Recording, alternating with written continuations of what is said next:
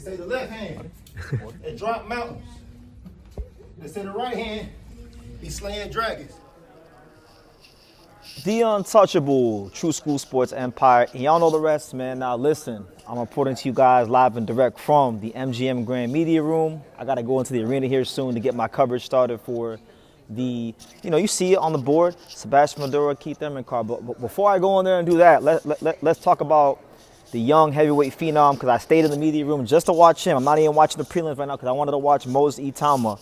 And the result of the fight is a devastating one-punch, left uppercut knockout that left Jermaine Franklin, the very sturdy, the very durable, the very formidable, the very respectable, crafty heavyweight veteran, Jermaine Franklin, left him frozen in his tracks. And Itama did get some rounds. Like, he got pushed longer than he has so far in his career, but it was still only 5 rounds. So even though, credit to Franklin, he pushed him further than anybody to this point in Itama's career, he really and truthfully, he didn't really push him to the kind of deep waters I was hoping he would. I was hoping to get at least 7 rounds out of Franklin. But as Franklin said, because if you watch the fight, Franklin, I think it was after the 3rd round when he was in the corner, his trainer, Jesse Addison, who's been with him his whole career, long-time veteran trainer,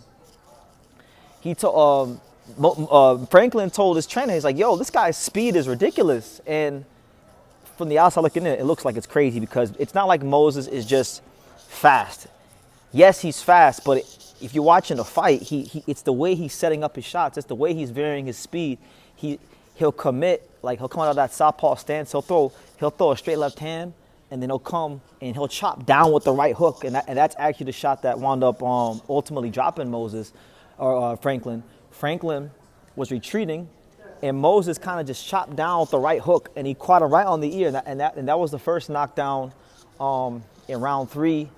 And not just that, it was also Moses would just touch, and then go and then throw a really hard shot to the body, and those body shots off of the little just touches of the gloves of Franklin, it's methodically broke him down, and the speed was a big factor in this fight, as many people thought it would be. So Franklin didn't lose this fight for lack of trying. He just, at the end of the day, he was picked by strategically by Itama and his team because he's durable, because he's a veteran, because he's been there with guys like Joshua, Dillian White, really top level experienced guys, and he's giving those guys rounds. So he did give Moses rounds, but not the amount of rounds I wanted. But it was enjoyable. It was enjoyable. And this is a fight that shows you why this kid is so hyped up and why he is a special talent, because the knockout, you go and you watch that knockout, Franklin is marching forward on the offensive, and Itama's in a bladed stance, and Itama just whips a nice one-punch left uppercut as Franklin is stepping forward, and he never saw it. And the minute that punch connected, Franklin had no clue where the hell he was at, and he was basically knocked out standing on his feet.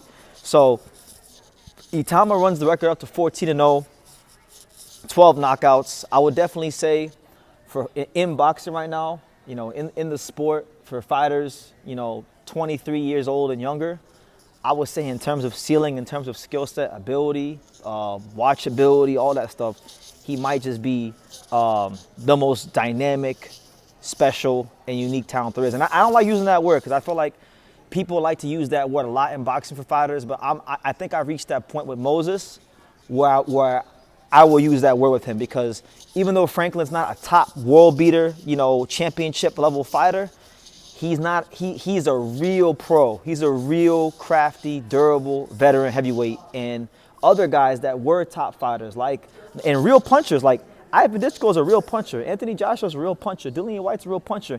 And he pushed these guys, taking them the distance. And in some cases, people thought he might have beat some of these guys, right? So it's a statement. It's a statement for Moses Itama. And so now the question is, the question for Moses is, what's next, Because for me, I really see only 2 options for him.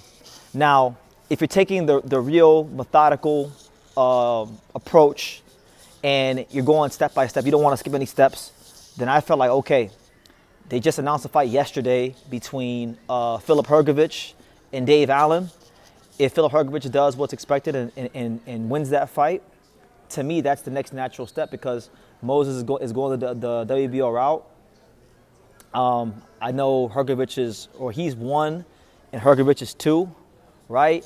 So you could do that fight. You know, Hrgović is only a guy, his only loss was to Daniel Dubois. He probably has one of the most granite chins in this weight class because, you know, he fought Zhili Zhang, beat him.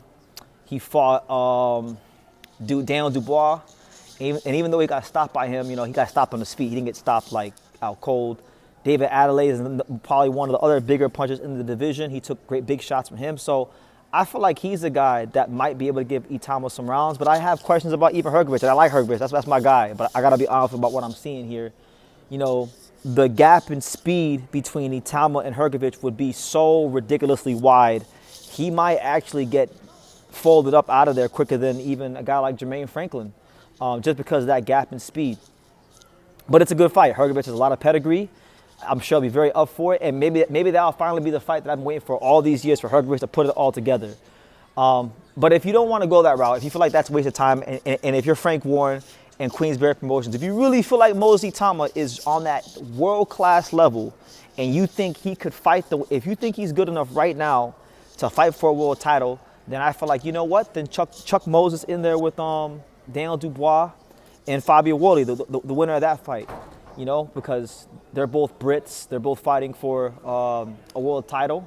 And I think that would give Moses a unique scenario to not just become a world champion at the age of 21, but do it against a credible, known fellow Brit, which would only do wonders for his commercial value and building him into a star and building him into the future of the heavyweight division. So those are really the only 2 options. You either do Hrgović next and then do a title shot, or you skip Hrgović and you just go straight to the title and you go ahead and have him fight the winner of Dubois versus Wardley. And to be fair, like, I know he hasn't gone around, so we're still waiting for Itama to go some rounds, and maybe it is premature. Maybe it is being a prisoner of the moment. Maybe it is a bit of drinking the Kool-Aid, but I'm going to say it. I'm sold. I'm now to the point with Itama where I can say I'm sold. I think he's good enough right now to fight the winner of Dubois versus Wardley. I know those guys are very tested. They fought on big stages against top competition, so the more rational step would be Hrgović. But man, sometimes, you know, certain fighters come around and they're actually special. Like, they're actually what they're advertising. Sometimes they're even better than advertised. Now, I don't know if he's better than advertised, but he's damn good. So that's the news, guys. Moses Itauma beats the brakes off of a very brave, determined Jermaine Franklin, who was outgunned. And he gets pushed to 5 rounds, but still not to the second half of a fight. So we still have questions about Moses, but I'm just enjoying him for what he is and his talent for what it is. And it's an absolute special blend of speed, power, boxing IQ, ferociousness. He is one of them guys in the sport of boxing. No ifs, ands, or buts about it. So leave your comments down below. Make sure you guys stay tuned for any and all content from tonight. You know, you guys see I'm in the media, I'm pacing back and forth. You know, from Dura Thurman, Kevin Newman, and Elijah Garcia should be fighting soon. So I'm going to head out there for that. So stay tuned for that, as well as any interviews here on True School Sports. And we'll see you guys later on. Thank you for watching True School Sports. Thank you for watching another video on the untouchable True School Sports empire, the home of boxing. We're on the road to 100,000 subscribers, guys. So help us keep being great. Help us keep pushing out that real boxing content for the fine folks all around the world. And make sure you jab, you hook, you Mike Tyson, you Mayweather that subscribe button. Pops, show them how do they gotta hit the subscribe button. Pop, pop, pop.